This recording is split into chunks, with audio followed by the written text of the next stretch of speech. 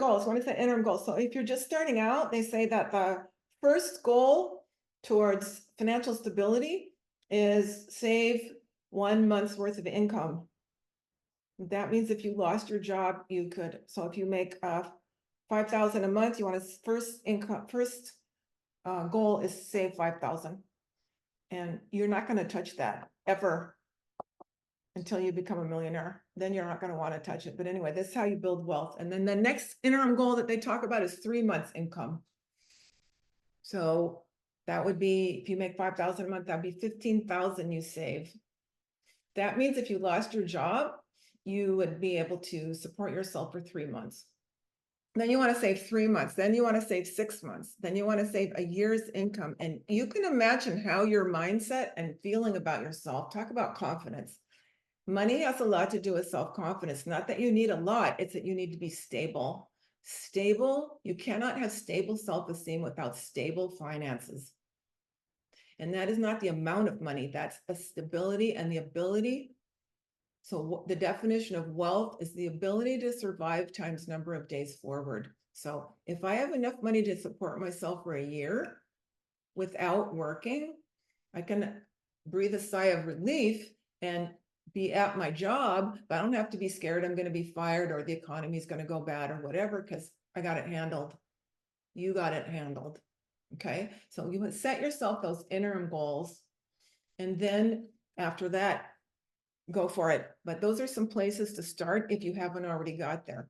And I think the number one goal, and this is a lot why I became a millionaire, because I got out of debt and I stayed out of debt, credit card debt.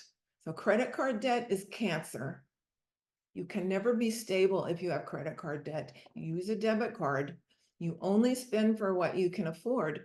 I got into credit card trouble.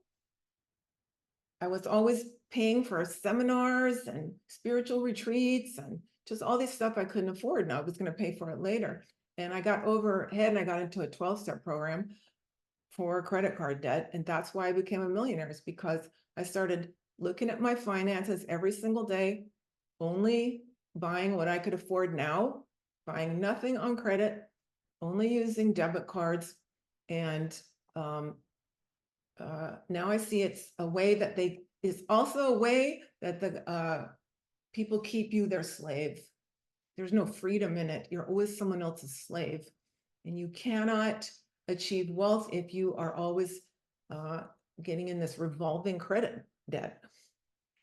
Now I have a credit card. I pay it off every month because I have enough money to pay it off every month. It's no problem. But for 10 years, I didn't use credit. And if you don't believe me, just start looking at how those hidden fees start adding up. It's really one of the bases.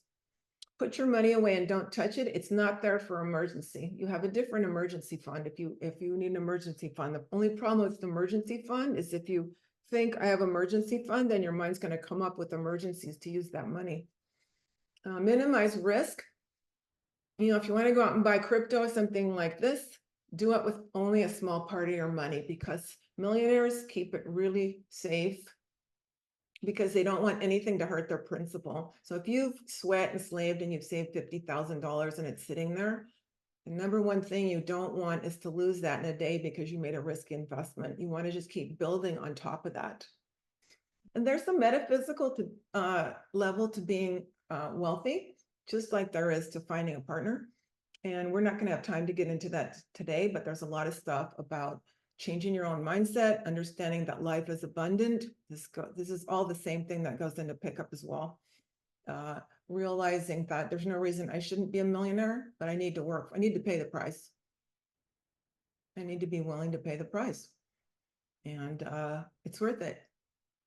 It's really worth it, because there's a sense of who you are as a person that changes once you start becoming first becoming financially stable. You'll notice you're more stable around women, you're more stable around other people, you're more stable at work. You don't have to be worrying because you can handle emergencies.